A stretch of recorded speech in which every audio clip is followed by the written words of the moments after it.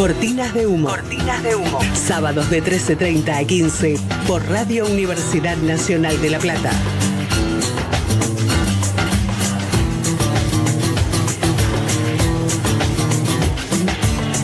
Hola, ¿cómo les va?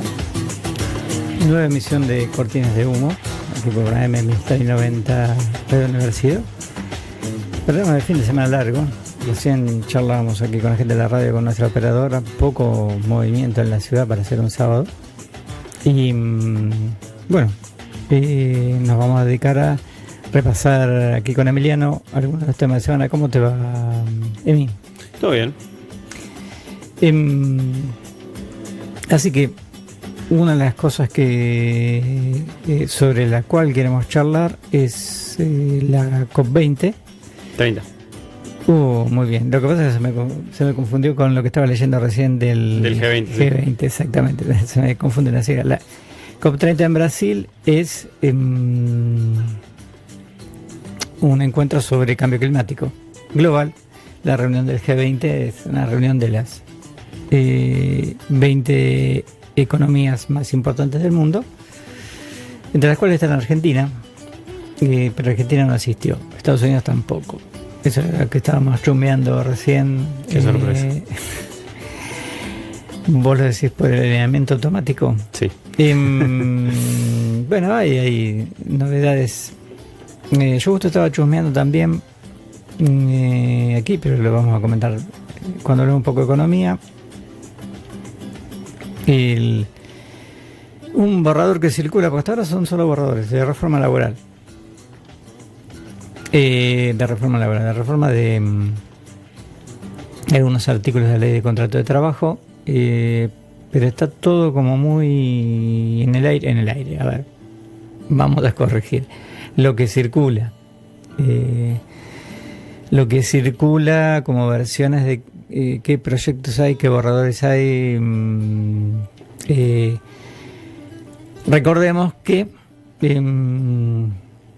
dentro de poquito, a principios de diciembre, empiezan a jurar, empieza a jurar la nueva integración del Congreso de la Nación, y ahí hay movimientos fundamentalmente para que el oficialismo conforme una bancada con aliados bastante más grande de la que tenía, inclusive quizás algo superior a ese tercio que le servía para sostener los decretos de necesidad de urgencia. Y la novedad es una, de lo cual vamos a tratar de charlar, es una vocación mucho más dialoguista, no solamente en gobernadores que conformaron un sector autónomo para presentar elecciones, gobernadores que por ahí se referenciaban más en la UCR y en el PRO, sino ahora de un sector importante de gobernadores del justicialismo. Y bueno, COP30 es actualidad internacional, pero respecto de buena parte del mundo, de Argentina y América Latina, siempre actualidad internacional últimamente viene siendo la autoridad de los Estados Unidos, porque se está mezclando la política interna, particularmente la política y la economía interna de los Estados Unidos con toda América Latina y muy precisamente con Argentina por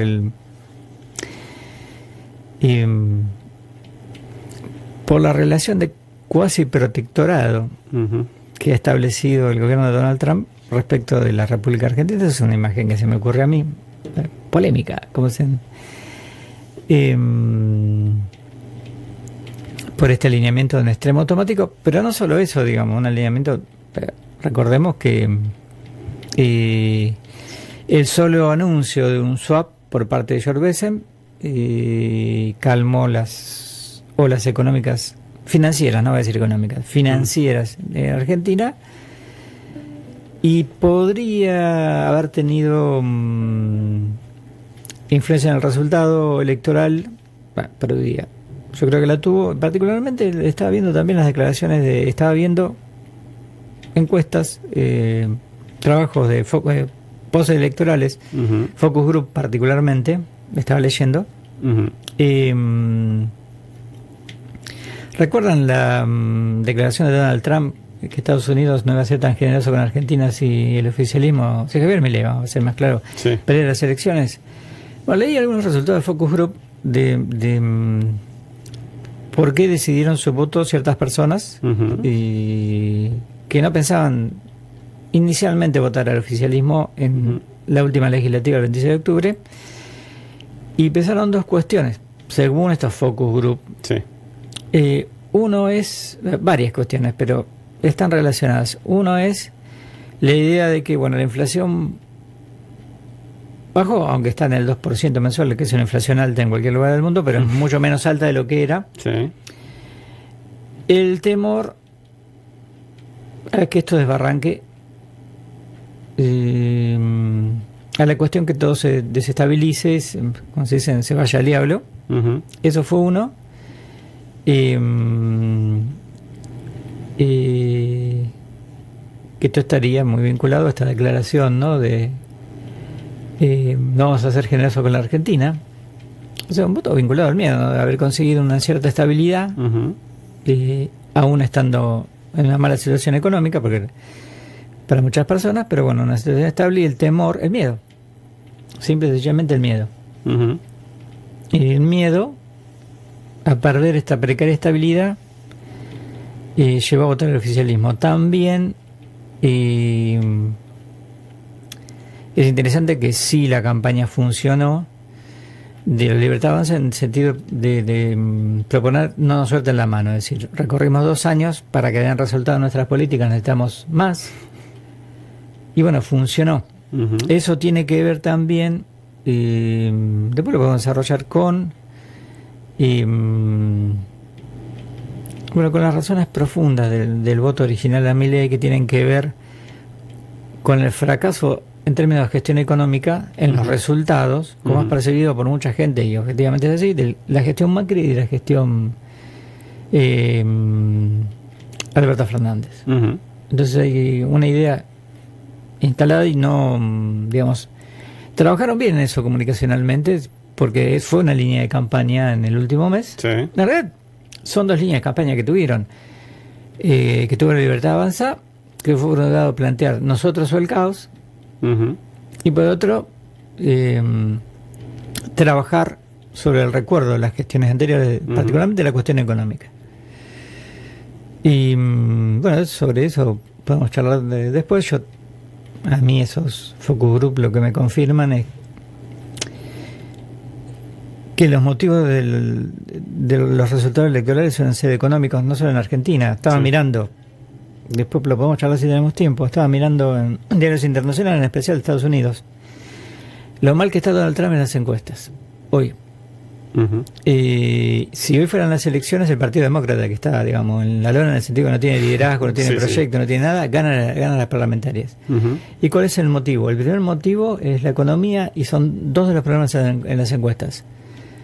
Lo caro que está todo, Ujú. para decirlo en términos del barrio, en Estados Unidos. Es importante remarcar, relativo a Estados Unidos. Sí, sí, sí. No sería Por para eso, nosotros, pero sí, efectivamente. Lo caro que está todo, que era lo mismo que decía la gente que iba a votar a Donald Trump Sí. Sí, era respecto de Kamala Harris. Decían justamente que yo lo que quiero es tener, ¿cómo es? Que la compra del almacén sea más barata. Exactamente, una. Y lo segundo también, la situación laboral, que en realidad es lo mismo que le facturaban a Kamala Harris, Sí. digamos, A Biden, a sí, Biden. Ahora se lo están facturando a Trump. Ujú. Ahí podría haber algo de lo que bueno, después vamos a charlar una reunión espectacular entre el socialista de Nueva York y el fascista Solomon, sí. Eso fue Sí. espectacular en el encuentro de la Casa Blanca. Pero bueno, si nos queremos hablar de eso y hacer agenda cultural, son un montón de cosas y están articuladas, particularmente en Argentina están articuladas. Sí. Vamos a ver si nos podemos hacer el tiempo para desarrollarlas con precisión y dando buena data. Ahora vamos a escuchar un temita musical. Más guerra que paz en la aldea global. Internacionales en cortinas de humo. Bien, lo que tenemos que hacer antes que nada nos acomodamos bien primero, como corresponde, para estar cerca del micrófono y todo lo que sea profesional. Después decimos en las redes sociales, sí, como siempre, ver. Nos pueden escuchar a través de AM1390, a través de la página de la radio www.radiouniversidadelaplata.edu.ar. Perdón. Sí, es .edu, ¿no? Sí, es .edu.ar. Todo es .edu.ar en la universidad. Además, nos pueden escuchar, ver y dejarnos comentarios en vivo en Twitch, en www.twitch.tv/radio-la plata. A programa lo encuentran en Facebook como Cortinas Humeantes y a Adolfo lo encuentran en Instagram como Espacialoice, donde hacemos vivos de los bloques que vamos haciendo, que después subimos como Reels. Como el que está comenzando en este momento, vamos a charlar sobre el encuentro COP30. Aquí el gente joven, el millennial locutor nacional matriculado, tiene data duda para dar y para leerla correctamente, no con esta voz de que parece que fumar. No, yo no fumo, pero me estoy escuchando, me parece que fumar. No he fumado en mi vida. Pero bueno. ¿Hay alguna data sobre las conclusiones de esta reunión que se está haciendo en Brasil, en Belém? En principio la noticia que hay, sacada desde finales de anoche prácticamente, y muchas de las noticias se están actualizando en el momento, es que hay un borrador de un acuerdo centrado en la adaptación y financiación. Pero el tema en boga es que no menciona los combustibles fósiles. De hecho, estoy tomando una nota de France 24 que menciona: el texto evita mencionar explícitamente los combustibles fósiles, pese a que son la principal causa del calentamiento global y a que muchos países, especialmente europeos, pedían un compromiso claro para su eliminación. Aún así, la Unión Europea anunció que no se opondrá a la adopción del texto final, allanando el camino para su posible aprobación. El texto detalla muchas cuestiones, pero este es como el principal tema que se viene hablando, que es, hay mucho conflicto internamente en el COP30 por la falta de la mención explícita de los combustibles fósiles. Hay varias cuestiones que sí se mencionan en el documento, en su mayoría sosteniendo los objetivos mayores del Acuerdo de París, mantener el calentamiento global muy por debajo de los 2 grados centígrados e intentar no superar el 1,5. Señala que el presupuesto de carbono compatible con 1,5 casi se ha agotado. Es imprescindible reducir los gases de efecto invernadero, pero sin vincularlo de forma directa a un compromiso multilateral de abandono de los fósiles. Los estados deberán presentar nuevas contribuciones determinadas a nivel nacional más ambiciosas de alcance económico y global y alineadas explícitamente con el objetivo de 1,5. Se menciona una actualización de las estrategias de desarrollo a largo plazo con bajas emisiones de carbono. Se pide triplicar la financiación para adaptación climática de los países en desarrollo durante los próximos 10 años, 5 años más tarde que el borrador anterior. Hay un reconocimiento a que los países en desarrollo tienen dificultades para financiar sus planes nacionales y señala que la financiación para adaptación tendrá que aumentar. Por eso se llama a escalar de forma significativa los recursos, en particular subvenciones y financiación concesional, y a reformar la arquitectura financiera multilateral para que el dinero fluya realmente hacia la adaptación y la resiliencia de esos países vulnerables. Hay menciones sobre instaurar un diálogo sobre el comercio mundial. Se menciona que China encabeza la resistencia de los países emergentes contra los aranceles del carbono en las fronteras. Se prolonga hasta 2026 el llamado diálogo de los Emiratos Árabes Unidos sobre la implementación de los resultados del balance mundial. Detener y revertir la deforestación para 2030. El artículo también entra mucho detalle respecto a qué países están a favor o en contra del agregado, por ejemplo, de combustibles fósiles. Por ejemplo, dice países como Rusia, Arabia Saudita e India han sido identificados por Francia como la vanguardia del bloque que se opone a incluir los combustibles fósiles en el texto, aunque no son los únicos actores. La Unión Europea no bloquea el proyecto. También hay una nota de Infobae que entra un poco de detalle y menciona, por ejemplo, que ante estas críticas el presidente de la COP30, André Correa do Lago, pidió mantener el diálogo y defendió el multilateralismo. Reconoció que cualquier consenso exaspera a analistas y delegados, pero sostuvo que precisamente esa lógica representa la fuerza del régimen climático. Recordó además los desafíos geopolíticos globales y afirmó: en un momento de caos debemos actuar juntos. En general, hay un consenso de sostener lo establecido previamente en otras COP y en el Acuerdo de París, pero la falta de mención de los combustibles fósiles es un tema que se está hablando mucho. Y básicamente qué bloques están surgiendo a favor o en contra del arancelamiento de la utilización e implementación de combustibles fósiles. En el programa hemos hablado antes de que hay medio como una especie de invisibilización a la historia que tienen países que han utilizado estos combustibles fósiles, particularmente Estados Unidos y varios europeos, que parecen como querer desentenderse de su responsabilidad, echándosela a países que los están utilizando de manera más moderna, como China y otros países del Medio Oriente, que son los que más están sosteniendo poder seguir utilizándolos para su propio desarrollo. Este planteo de Emiliano da en el clavo. Yo quería ir justamente ahí al análisis climático, geopolítico. O sea, empecemos por el principio. Toda la data científica indica que efectivamente para, a esta altura, casi diría, por lo que uno va leyendo, para paliar, para hacer menos grave el cambio climático, los resultados del cambio climático, que digamos, a esta altura está empezando a tener consecuencias reversibles quizá en el largo plazo, pero no en el mediano. En el mediano, digamos, hay que amortiguar el impacto del cambio climático. Y habría que hacer una reconversión planetaria del consumo energético. Primero, fundamental, eso es lo que está señalando. Digamos, todos los trabajos científicos marcan que el cambio climático existe y que es obra de la actividad humana. Yo le agregaría de la actividad humana de los últimos 200 años, particularmente de los 100, últimos 100, de los últimos 50. Pero esa actividad humana estuvo motorizada por una forma de organización social determinada, la modernidad, el capitalismo, y tuvo su epicentro en Europa Occidental, fundamentalmente en Europa Occidental. Hay una conversación más grande que podemos hablar sobre cómo se habla de este tema desde hace décadas ya, y prácticamente de una manera como propagandística, comercial, donde se pretende que esto sea una responsabilidad humana como general, cuando es más una cuestión sistemática, imperialista, capitalista. Digo, particularmente capitalista, obviamente, pero digo, no es que la humanidad está destruyendo el mundo, sino que tiene más que ver con burguesía, imperialismo, digo, personas en particular, no solo individuos, no quiero determinar individuos nada más, pero digo, en modos de producción que llevan a que ciertas personas tengan más poder, digo. No va el caso, esto es una conversación, si querés, filosófica o política más larga, pero me parece que tendríamos que hablar también de cómo nos referimos a esto, porque mucha gente habla de que esto es culpa de la humanidad.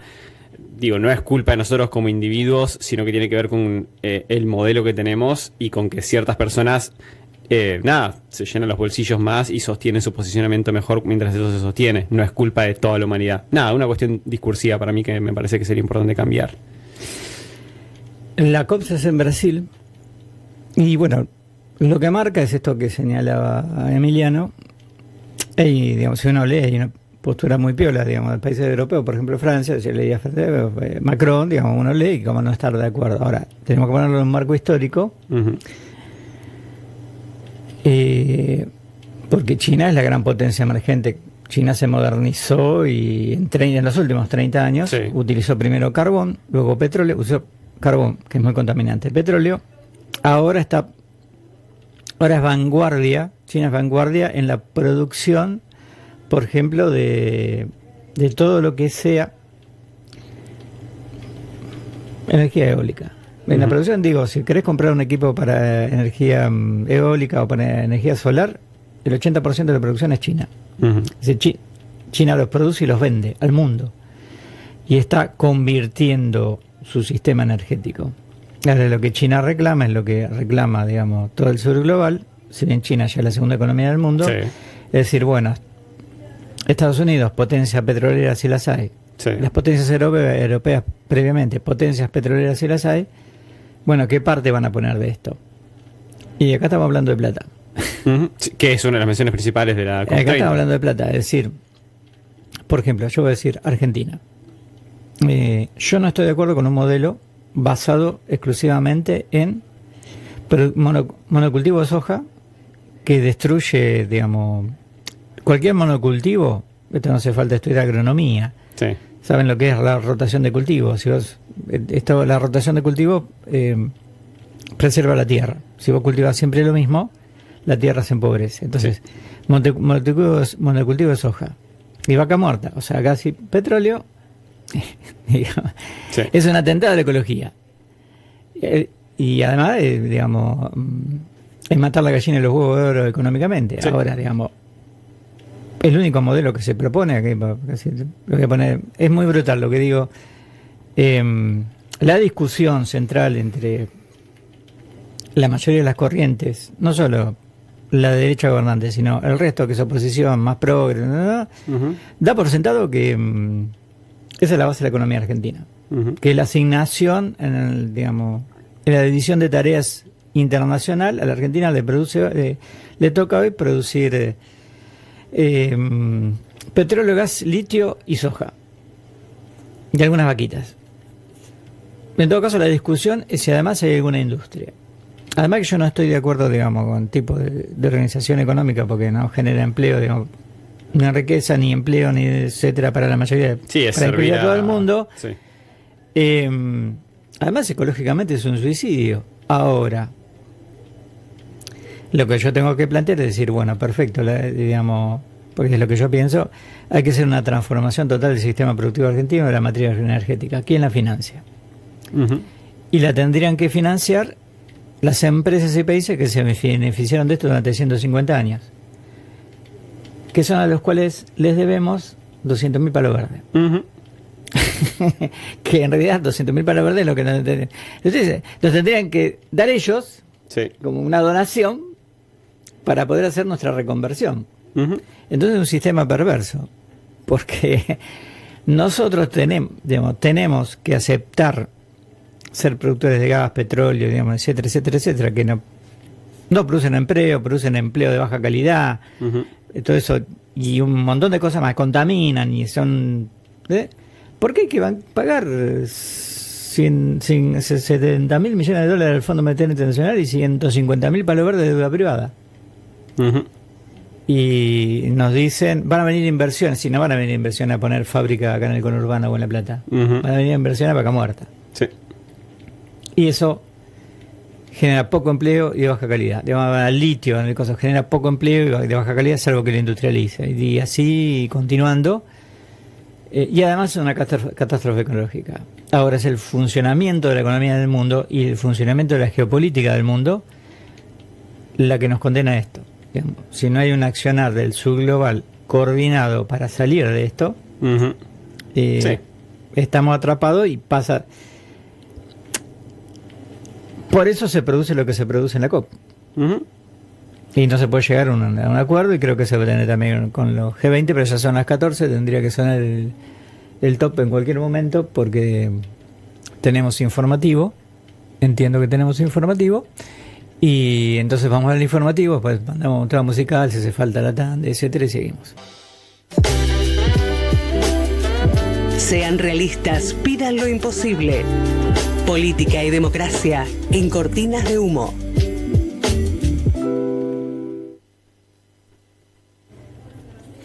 Bueno, vamos a seguir charlando ahora, nos vamos a meter un poquito en lo que es política argentina. Ahí andaba mirando noticias de esta semana. Va a estar interesante seguir cómo se conforma la situación en el Congreso Nacional. Hay algo que a mí me llama la atención. La verdad que tengo mala memoria, no recuerdo a quién leía o a quién escuchaba en redes sociales que decía en septiembre este gobierno está totalmente muerto, estamos en noviembre y parece que fuera un gobierno inconmovible. Comparto, no recuerdo quién lo dijo, si lo leí y lo escuché, pero sí que está mala la cita porque alguien lo dijo antes que yo. Pero eso es lo que me llama la atención.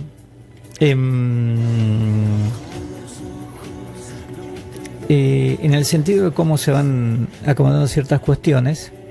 Hay un dato objetivo: en el Banco Central, un mes antes de las elecciones, no había un dólar. Sigue sin haberlo, pero hay un respaldo de una primera potencia que funcionó. De hecho, ayer antes de ayer hubo algún movimiento en los mercados. Subió un poco el riesgo país y cayeron un poco las acciones argentinas en Wall Street, porque el préstamo de bancos internacionales que supuestamente iba a recibir la Argentina, que iba a ser supuestamente, porque todas estas son cuestiones supuestas, son cuestiones que se dijeron en campaña, y ya no va a ser de 20.000 millones de dólares, sino que va a ser de 5.000, pero en realidad ese préstamo nunca existió. Lo único que existió sí es el swap, digamos, de los Estados Unidos, el acuerdo con el Tesoro de los Estados Unidos. Todo lo demás fue un apoyo más político que económico, que evidentemente funcionó. Lo comentábamos en el primer tramo del programa. En mi concepto fue a cambio de establecimiento de un protectorado. Vos mencionabas, Emiliano, la política de alineamiento automático que llega hasta la obsecuencia. A ver, ¿cuál es el nivel de alineamiento automático y el establecimiento de lo que yo digo un protectorado estadounidense sobre la Argentina? Mauricio Macri ayer dijo, sería deseable que la relación con China no se perjudique, que no se corte, lo dijo de esa manera, porque China es un socio económico muy importante para la Argentina. Mauricio Macri. Lo dijo ayer, Mauricio Macri. Qué épocas hemos llegado.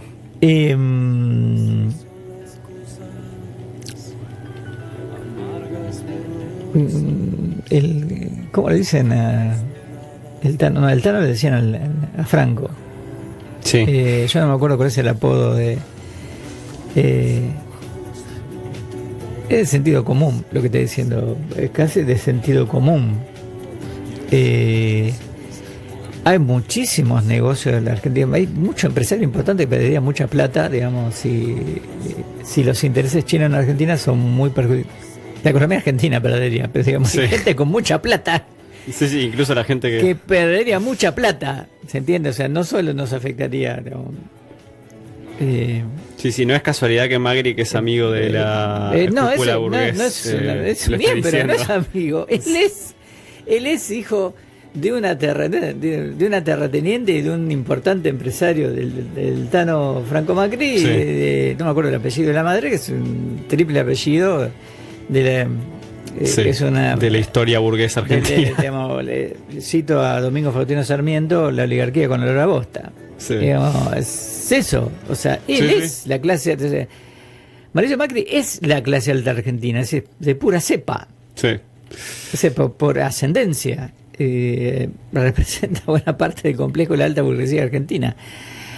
Se está hablando uno de los dueños del país, se está diciendo, muchacho, está todo bien, yo soy amigo de Donald. Claro, es amigo, hicieron negocio, se conocieron. Cuando lo mandó, ustedes saben cómo se conoció, que Franco lo mandó a hacer negocio cuando, en la fines de la década del 80, a principios del 90, lo mandó a hacer negocio a Estados Unidos para curtirlo. Y ahí lo conoció a Donald. Salían juntos de noche en New York y compañía. O sea, se conocen hace muchos años, digamos, Mauricio y... Mucho más, aparte son dos millonarios. Mucho más que advenedizo, digamos. De peluca que tienen acá, que bueno, les sirve en funciones de propaganda. Pero yo no sé si se lo tomo muy en serio. Ni Mauricio ni Donald. Pero bueno, es el presidente que tenemos. Y digo, eso y ahora, digamos, la Argentina no participa en la reunión del G20 que se hizo en Sudáfrica, mandó una delegación de segundo nivel, porque lo hizo Estados Unidos, pero hay que entender algo. O sea, a mí yo estoy explicando aquí cuestiones obvias. Hay que entender algo con Donald Trump. Y para eso vamos a hablar un poquito de Estados Unidos. Vos lo tenés más, digamos, por ahí miraste un poco más que yo ayer, yo me divertí mucho. Ujú. El alcalde electo de Nueva York, socialista democrático, Sí, sí. Abiertamente. un pibe de 33 años y musulmán, Ujú. hijo de neoyorquino, estadounidense. No nació. No nació en Nueva York, Nació en sí África. creció, pero nació en África. Nació en sí. África, papá y mamá intelectuales, digamos, del tercer mundo. Sí. Ella directora de cine, él, digamos, no recuerdo si es sociólogo o politólogo, que enseña en universidades muy importantes de los Estados Unidos. Ujú. Ganó la elección, la ganó muy bien. De hecho, Sí, bastante digamos, cómodo. se la ganó a otro demócrata. Sí, que había ido bueno, al cual le había independiente, ganado Cuomo. la interna y no aceptó el resultado y se fue por afuera. O sea que, digamos, el Partido Demócrata ganó y salió segundo Sí, sí. en New York. Trump tuvo que dejó de apoyar al candidato republicano y apoyó a Mario Cuomo, el gobernador del estado, Sí. demócrata también, dirigente de... Como Cuomo no se bancó perder la interna con Mandani, fue por afuera. Sí, O fue sea, el muy Partido bien. Demócrata sacó el 80% de los votos. Sí. En sus dos versiones, en Nueva York sacó el 80% de los votos. Sí. Y ganó el sector más progre, digamos. Lo que se dijeron, Mandani y Donald Trump, menos bonito, se dijeron de todo. Sí. De todo. Donald Trump le apuntó a la cabeza. Sí. Yihadista, comunista. Sí, todo. Y el otro dijo, vos sos un fascista. Mandani, vos sos fascista. ¿No? De hecho, lo que se volvió como viral en redes fue que mientras estaban tirando palos, Mandani estaba queriendo ser un poquito más cordial, diciendo las cosas de cara, pero un poco más cordial, y le estaba queriendo decir fascista, estaba como, no sé si lo voy a decir, pero bueno. Y Trump le dice, no, decilo, soy fascista. No, pero esto es en la conferencia de prensa. Sí, sí, en el Se post. reúnen, bueno, post elección, o sea, gana Mandani, pero los números, vos ves los números de la elección, digamos, vayan al archivo del New York Times, porque yo miré los números de la elección Sí. en el New York Times, digamos, que es Sí, de sí. New York, es un medio global, digamos, Estados Unidos. Yo miré los resultados, analicé todo, digo, ganó Mandani, paliza Sí. era todo demócrata. Sí. De un sector del otro, todo demócrata. Donald Trump lo reúne en la casa, lo recibe Donald Trump a Mandani, socialista democrático, digamos, no nacido musulmán, no nacido. Sí, sí. Claro, vio lo mismo que vi yo, digamos. Los republicanos sacaron el 17% de los votos, los demócratas sacaron el 83%. En sus dos versiones. Sí. Versión moderada y versión más progre. Sumó, restó, como yo dije, Donald es pragmático, es un facho, pero es pragmático. Sí, lo hemos dicho en el programa varias veces. Sumó, restó, dijo, en New York, yo no me vivo ahí además, ¿no? Sí, vivo sí. ahí, no me puedo pelear no quiero que me insulten en la calle, tanto. Se juntaron. La conferencia de prensa que dieron fue para alquilar balcones. Oh, Terminaron la reunión de la conferencia de prensa juntos. En donde le preguntaban a Dani, lo pelotearon más que a Trump. Le dijeron, no, pero usted dijo que es fascista, qué sé yo. Y el otro le iba diciendo, bueno, esa que vos decís, bueno. sí, sí. Bueno, decilo, sí, sí. Una periodista le pregunta, ¿usted reafirma que es fascista? Y cuando Mandani va a tratar de salir, Sí, el como otro así. se ríe, Trump le dice, decilo, decí que soy fascista, que haga de risa. Y después dice, no, esto ya lo charlamos. Y entonces, esto ya lo charlamos, estuvimos charlando en la reunión. Y le pregunta a Donald Trump, ¿usted ratifica que Mandani es un yihadista, digamos, un fundamentalista islámico, como Sí, dijo sí. durante la campaña? Y Trump se ríe y dice, esas son cosas que se dicen en la campaña, eso ya pasó. Chau. No, mundial. Es decir, lo que no entienden cierta gente en Argentina, para mí, el problema es que parece que tenemos un presidente ultraderecha Sí. que se considera un mesías que va a refundar el planeta. Ujú. A diferencia de Donald Trump, que es un empresario de derecha. Entonces Donald Trump es un tipo absolutamente pragmático, no sabe mucho de negocios, sabe poco de política, Ujú. mucho menos de política internacional. Ujú. Pero como buen empresario, suma, resta y cierra negocio donde le conviene. Sí. no tiene ningún problema.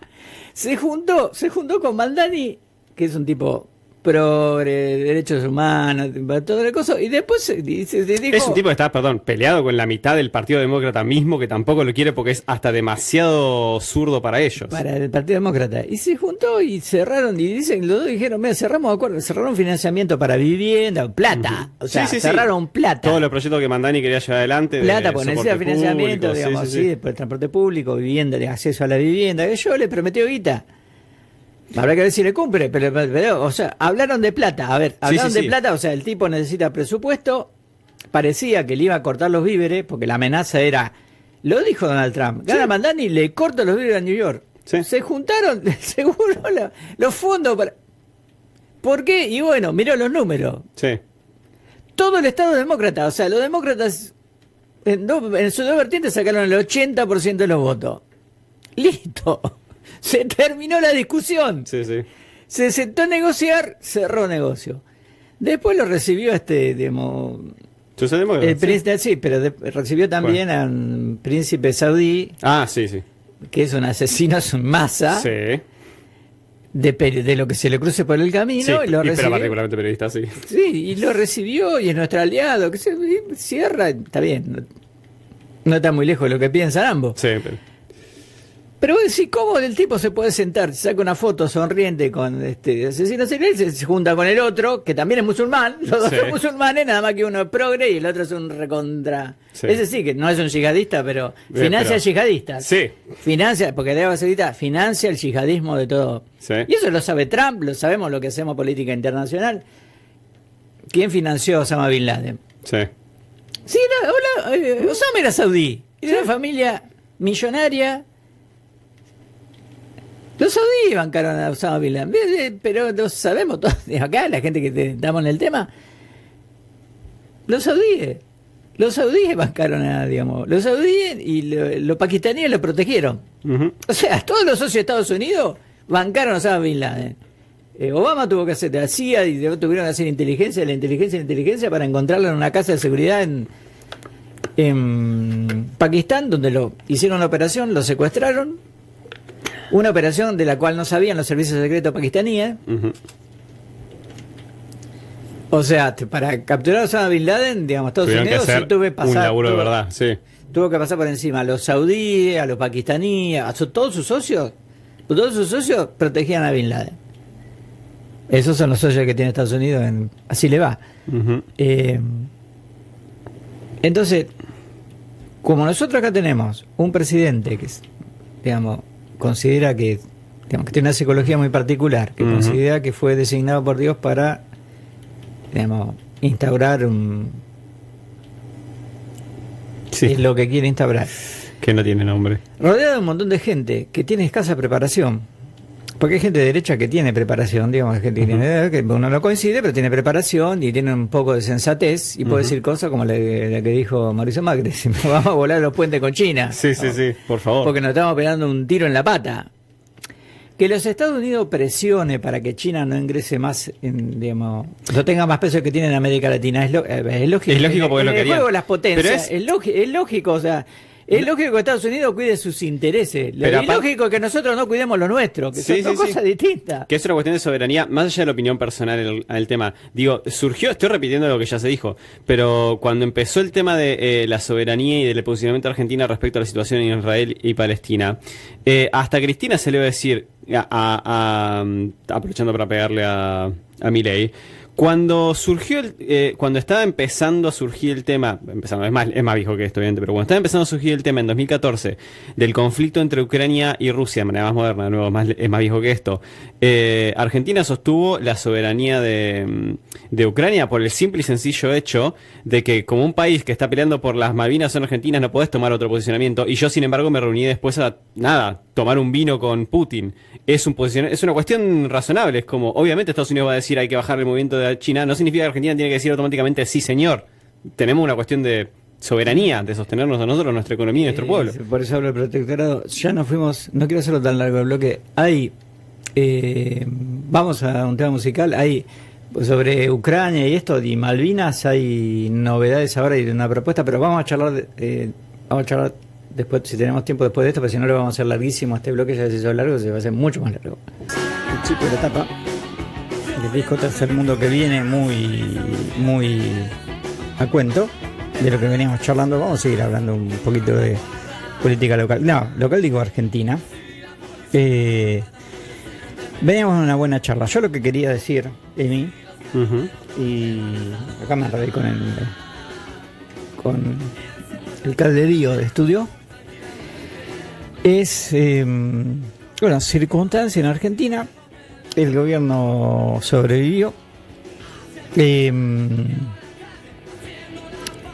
Es cierto lo que dice un sector importante de la oposición, porque desde afuera le tiraron cable. Yo agregaría, podría tener una fuerte discusión, digamos, porque no tiene oposición. Bueno, en realidad yo hace en medio de Navidad. Hace rato que yo vengo diciendo que estamos flojitos de oposición. Sí. Y mucho menos de alternativa. Ahora, no creo que reciba un aluvión de mensaje, pero seguramente después gente a mí me pasará la factura por lo que estoy diciendo. Bien, digamos, me pasará la factura y decir, ¿cómo decís eso? Sí, pero bueno. Pero ¿en qué era fundamento también? La velocidad con la que un montón de dirigencia política se está abriéndose a negociar en el Parlamento, por ejemplo, el presupuesto. Voy a aclarar, yo entiendo, digamos, porque yo pienso un montón de cosas, las empiezo a decir en público y oficio de abogado del diablo de mí mismo, las cosas que me pueden decir. La primera es, tienen responsabilidades de gobierno. Yo estoy de acuerdo. Vos tenés responsabilidad de gobierno, podés ser un gobernador hiperopositor, pero tenés que gobernar. Y tenés que hacer la gran Mandani, digamos. Tenés que sentarte a negociar con el enemigo. Muchas veces la política es negociar con el enemigo. Una característica de la política sería positiva. Para lo que se inventó la política es la posibilidad de negociar con el enemigo. Lo cual evita la guerra. O sea, esto es medio un tanto filosófico, digamos. Yo creo que la invención de la política en realidad es relativamente nueva en la especie humana, que es la posibilidad de pasar del plano de la violencia física a la violencia simbólica, de la negociación con la tribu que no es nuestra tribu, sí, con el otro clan, y no resolver las cuestiones a ver quién gana los mazazos. Creo una invención positiva la política, entonces permite, eso está bien, digamos. Yo no solo lo reconozco, lo reivindico, la posibilidad de negociar con el enemigo. La cuestión es para qué negocias y mientras tanto, ¿qué preparas para debilitar a tu oponente y llevar adelante supuestamente otro proyecto político, otra forma de organizar la sociedad, supuestamente y ahí es donde yo veo la cuestión floja, en el sentido de que se está armando un escenario en que hay un modelo de sociedad de gestión de la economía, de la sociedad, de la economía, de la cultura, etcétera, etcétera, etcétera, a la medida de una élite poderosa en Argentina, económica, ideológica y culturalmente, cuyo proyecto es muy acotado en términos de posibilidades de la vida para la mayoría de la población. Y si bien entiendo las razones realpolitik, por eso, digamos, aunque hayamos hecho todo, nos hayamos reído mucho de la reunión Mandani Trump, destaco el pragmatismo de Trump, de Mandani también, y digamos, entiendo necesidades pragmáticas. Por ejemplo, si yo vería mal que Kicillof se reúna con el presidente de la Nación, porque Kicillof es el gobernador de la provincia más importante de Argentina, y institucionalmente, y el presidente y tiene mandato legítimo, y ahora sería bueno que se reúna con alguien que sea en este país también. ¿En qué sentido? En el sentido que no lo veo reunirse con muchos representantes de este es país. que bueno, que ahí, digamos, hay una diferencia, ahí yo noto una diferencia entre Trump y nuestro presidente, que a nuestro presidente le falta la cintura de decir, bueno, yo los odio a Kicillof, pero es el gobernador y yo soy el presidente, me tengo que sentar. Primero tienen que negociar nuestros ministros, Sí. porque bueno, le corresponden ciertas cuestiones. Se justifica sus viajes diciendo que está yendo a negociar con gente de otros países, pero no se lo ve haciendo mucho de ese nivel de política con sus rivales acá. Entiendo la actitud de gobernadores y gobernadores. Tienen 2 años más por delante por lo menos.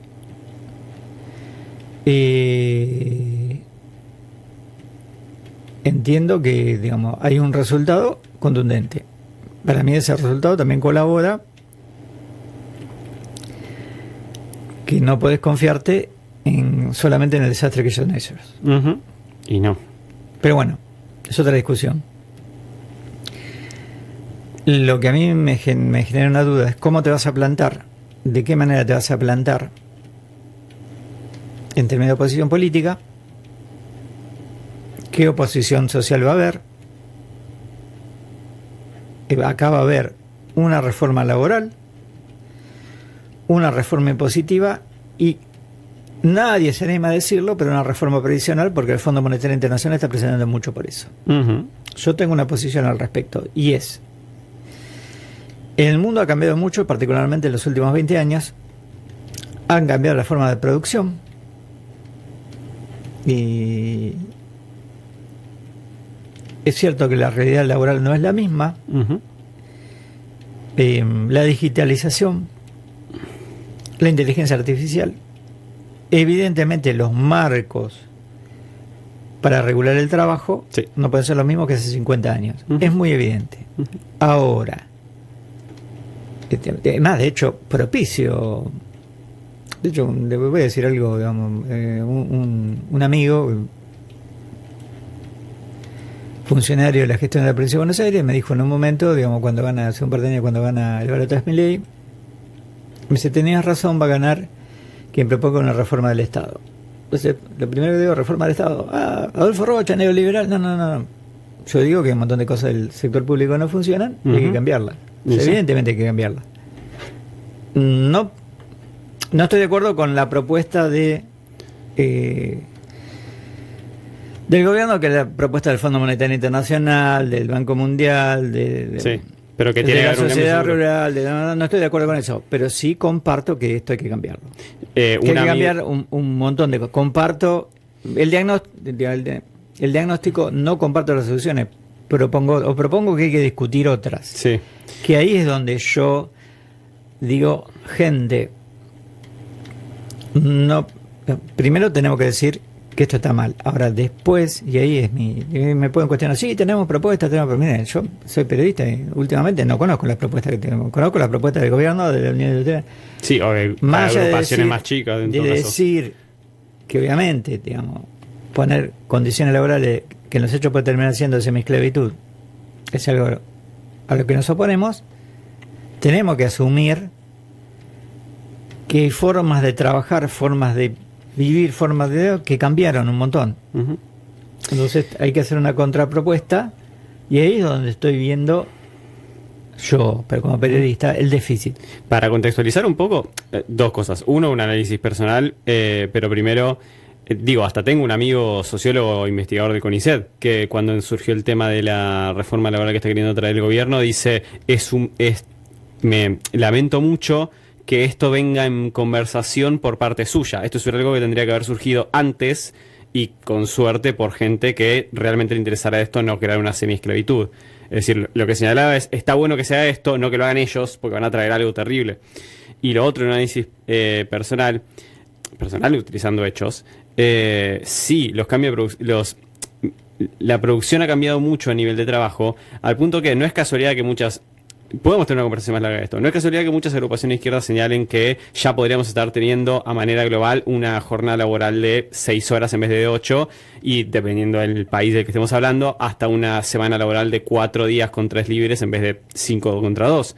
Lo que eso señala es que tanto a nivel global como a nivel individual, individual en el sentido de nuestro país, hay que cambiar los medios de trabajo seguro. Y lo que vos decís, se tiene que venir con alguna propuesta. Mejor que la que se está dando de gobierno seguro. Vos señalaste, lean las organizaciones sindicales del mundo, desde la AFL-CIO de los Estados Unidos, todas las europeas, y en buena parte de lo que antes en el tercer mundo están planteando eso. Se están haciendo experimentos sobre jornadas, digamos, jornadas laborales no, sí, jornadas laborales, trabajar 4 días por semana. Se están haciendo pruebas, digamos, se están haciendo legislación, hay países europeos que están probando eso, a ver cómo funciona, los nórdicos particularmente. Sí, como siempre. Sí. Digo que los nórdicos son capitalismo reformista, pero son reformistas en serio, entonces digamos, son capitalistas, pero son reformistas, digamos, y los sindicatos que son fuertes lo señalé hace un par de años, hice un que son fuertes en los países nórdicos, digamos, y están a la vanguardia de la innovación, o sea, se sientan cuando vienen los Elon Musk a decir que acá hay que reinstalar la esclavitud por el cambio tecnológico, los sindicatos, digamos, suecos, finlandeses. Y yo hice un bloque sobre que los sindicatos suecos le clavaron un paro casi nacional a Tesla por... No porque nieguen el cambio tecnológico. Dicen, no, señor, digamos, más. Acá obviamente que vamos a cambiar las cosas porque estamos a la vanguardia del cambio tecnológico. Pero la vamos a cambiar de una manera, pues es una palabra mía, civilizada. No vamos a hacer una barbaridad con lo que usted propone. Claro. La vamos a cambiar para beneficio. Usted va a ganar plata y el resto también va a vivir. Acá vamos a ganar todo en un esquema socialdemócrata. Son socialdemócratas, laborista, capitalista. Incluso al punto de que suena medio ridículo, pero en Suecia hasta hay un sindicato de CEOs. Por hablar suena ridículo, pero a ese nivel de organización. Nosotros en Argentina tenemos una larga tradición en todo el siglo XX, desde la emergencia del narcosindicalismo, el sindicalismo radical, el sindicalismo peronista. Tenemos una fuerte presencia de los sindicatos, una larga tradición, con virtud y defecto de existencia de los sindicatos. ¿Por qué lo digo, de existencia de los sindicatos? Lo digo porque, por ejemplo, hay un país donde como Estados Unidos, donde todavía armar un sindicato a esta altura del siglo XXI es sumamente complicado armar una organización sindical. Sumamente complicado. Acá tenemos una ventaja. Muchos dirían, pero eso no. Inclusive en esta Constitución, en la nuestra, artículo 14 bis, la existencia de los sindicatos y los derechos laborales están garantizados. Estaban garantizados en la Constitución del 49, del primer peronismo, la Constitución del 57 y en todas las reformas constitucionales, el 14 bis, los derechos sociales y económicos se mantuvieron. Y está bien que estén. El espíritu de la Constitución, lean el artículo 14 bis, tenemos una Constitución, aunque parezca que no. El espíritu, el concepto que tiene el 14 bis, porque eso es lo que hay que mantener. Sí. El espíritu. Después, y bueno, hace 50 años no había delivery. Hoy tenés todos los pibes que hacen Rappi. Claro. Tengo un ejemplo callejero. Hay un montón de cosas. Pero de algo que es parte de la vida diaria ya, o sea, no podemos negarlo a un nivel constitucional. Entonces vos tenés que ver, hay un planteo que no viene de ahora, tiene 30 o 40 años, que yo lo conozco, digamos, de corrientes políticas, digamos, progresistas, de izquierda, hasta de centro, y algunas de centro derecha, que plantean, bueno, organicemos el trabajo respecto de si la tecnología hace posible que la gente trabaje menos horas, que trabaje menos horas, que trabaje más gente, menos horas. Sí. Todo esto que estaba señalando Emiliano, que no es esto ahí, literatura, yo la conozco hace por lo menos 30, 35 años. Sí. Y conozco trabajos desde gente que es liberal progresista, socialdemócrata, socialcristiana, hasta anarquista, marxista, o sea, toda una discusión que extrañamente en Argentina pasa por el costado. A mí me llama poderosamente la atención, porque yo cosa que en el resto de Latinoamérica y en Europa Occidental se discuten, seriamente se discuten, y que es un insumo para que ante este tipo de propuestas también hay que sentarse a negociar en el Congreso. Y yo entiendo que los gobernadores necesitan presupuesto y que tienen que negociar. Ahora, vos usás lo que tenés para presionar. Estoy diciendo un montón de obviedades. Para presionar a un gobierno que se lleva todo puesto, porque Sí. durante 2 años gobernaron por decreto de necesidad de urgencia y con la gendarmería en la calle. Y eso es lo que no se puede tolerar. Digamos, no se puede, es lo que nos está pasando, no se puede normalizar Ujú. el gobierno por decreto y la Guardia Pretoriana, digamos, del emperador, Sí. del virrey, vigilando las calles para que si vos querés decir yo no estoy de acuerdo, te reviente la cabeza un garrotazo. Eso no lo podemos normalizar. Primero. Y segundo, yo además de críticas, se van a enojar. Después me van a venir a criticar. Un montón de gente amiga me va a venir a Sí, criticar. sí. Quiero escuchar. Estamos de acuerdo en que todo esto es malo. Quiero escuchar propuestas alternativas. Si hay un montón de propuestas circulando por el mundo, es que las llevan al Congreso, no le van a dar bola. Y bueno, existe lo que se llama propaganda, que la extrema derecha lo hace muy bien. Que es Ujú. decir, bien, perfecto, ellos impusieron su reforma laboral, pero nosotros tenemos esta propuesta. Ujú. Tenemos esto es mejor. Si nos votan, es viejo como el mundo. Si nos votan a nosotros, nosotros, si me votan a mí, como si dijera, yo puedo hacer las cosas mejor. Bueno, eso es hacer campaña. Mandani hizo eso. Sí, pero lo mencionamos, Vale, ¿qué ha pasado? y Trump antes lo hizo. O sea, dijo, porque hay que reconocerle, dijo, este gobierno es un desastre. Hizo campaña, diciendo, los demócratas son malos, yo lo voy a hacer mejor.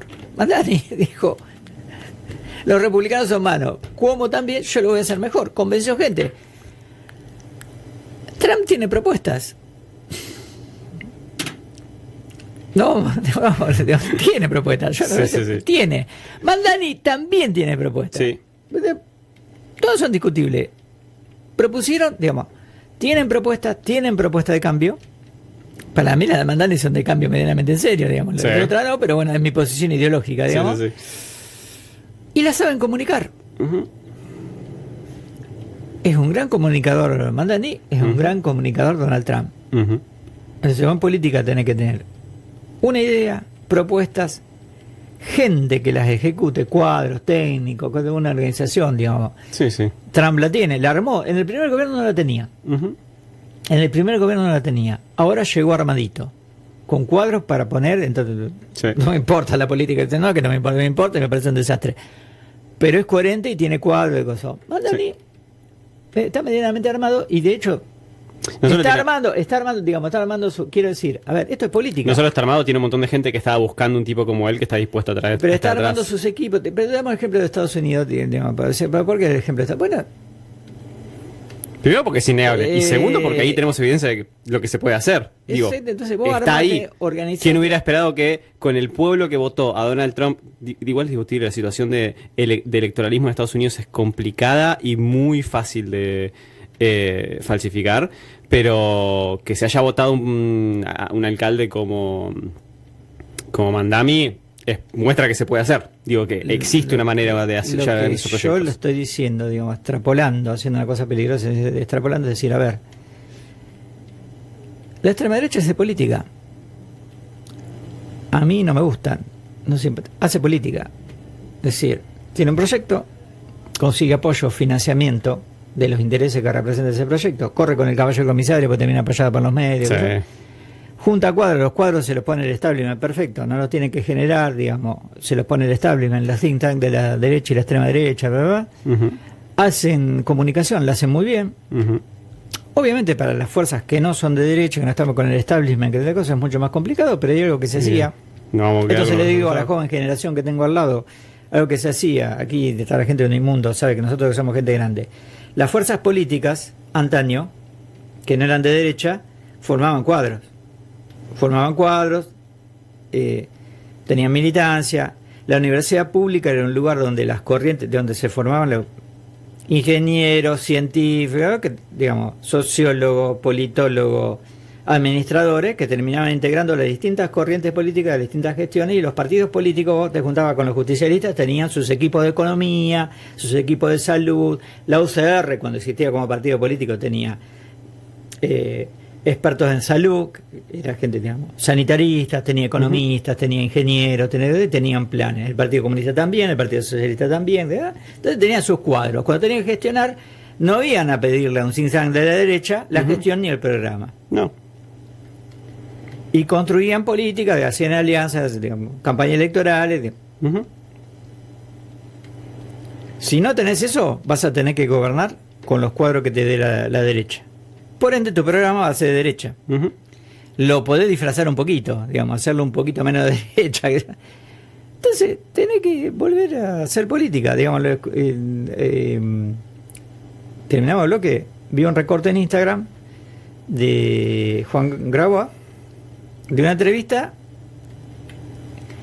que se defendía. Me dicen que no tenemos propuesta política, que no tenemos proyecto. Yo puedo explicar la propuesta que tenemos para hacer en la zona del conurbano, te estoy citando de memoria, Sí. lotear 250.000 terrenos de tierras públicas para hacer 250.000 viviendas. Lo que pasa es que primero, eso no pega en Instagram, en Facebook, en X, es muy aburrido, no tiene lectura, digamos. Segundo, decía, digamos, para hacer eso necesitas militancia, necesitas cuadros, necesitas gente preparada, necesitas... Y yo veía el recuadro, claro, Juan, si lo voy a tener dentro...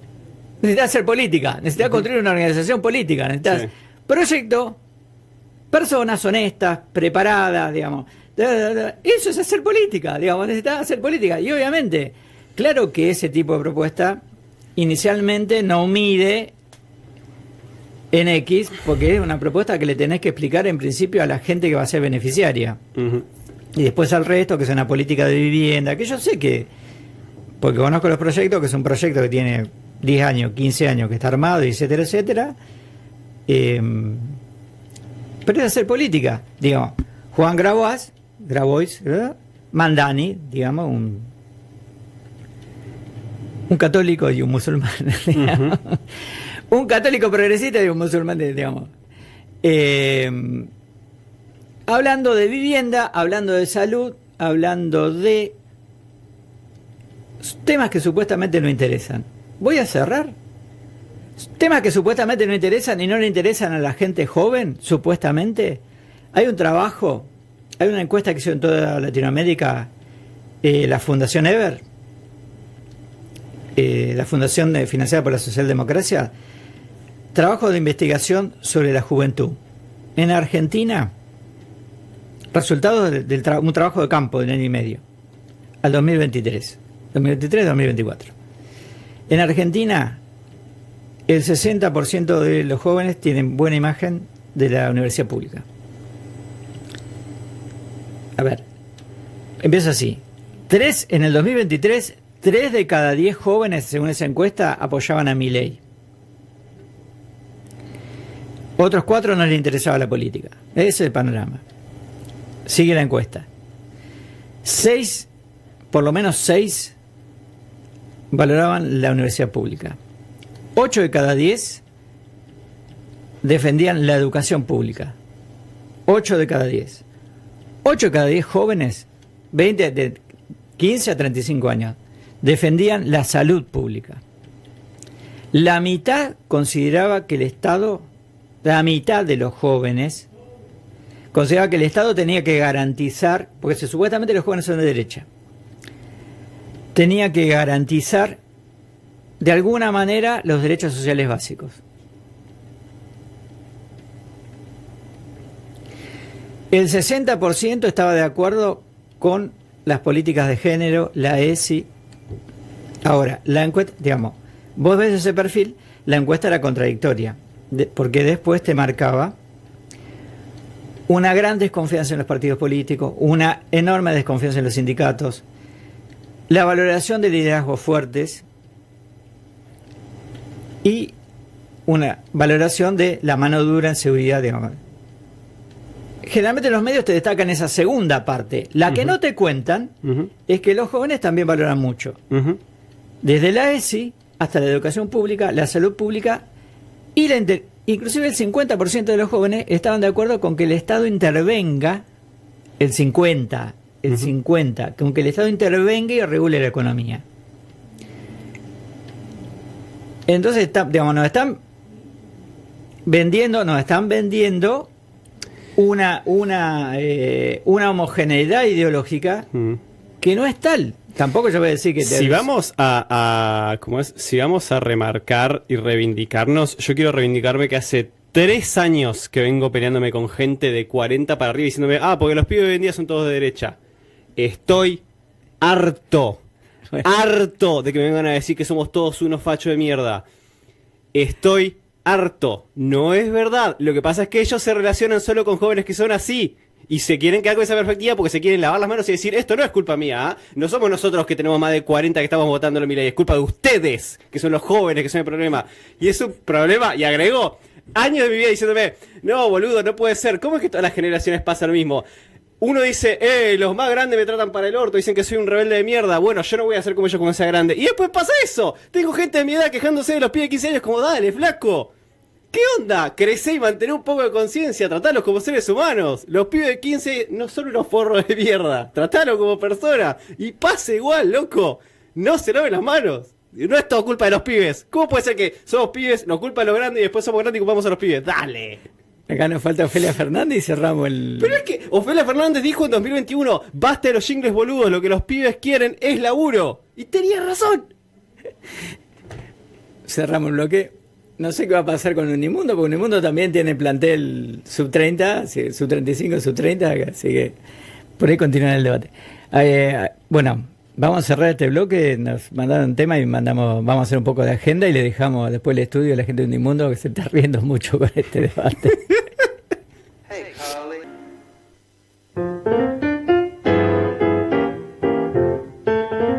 Tan indispensable como el pan.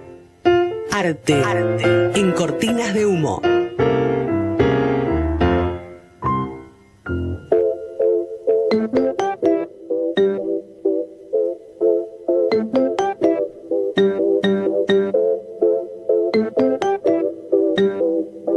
Bueno, como siempre nos pasamos de rosca y nos quedó poco tiempo. Yo pensé que nos iba a quedar más tiempo para mencionar un poquito de lo que se puede hacer, porque ¿no te fijas, Emi? Porque está la Semana de la Música en el municipio. ¿Y qué hay el fin de semana? Porque este fin de semana largo y hay un montonazo.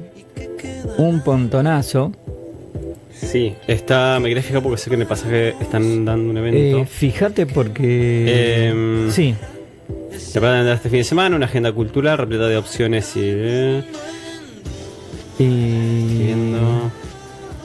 Bien, hay cine gratuito en la cartelera del Select del pasaje. Jueves, viernes y sábado habrá presentaciones del nuevo ciclo de Noches Pasajeras, donde estarán La Bestia Folk, Baccarat, Mr. América, Ibiza, Pareo, Ramiro García Morete y La Ira del Jaque. ¿Dónde va a ser eso? Lo que estoy hablando voy a buscar Noches Pasajeras. Sí, búscalo porque eso me interesa, porque es gratis y ya mencionaste unas cuantas. Acá, música platense con historia. No, pará, acá. Bien, Noches Pasajeras, música platense con historia, del 20... No, este es el viejo. Estoy viendo si puedo encontrar el más nuevo. Bien. En el teatro argentino hay gala lírica a las 20:30, es otro, ¿verdad?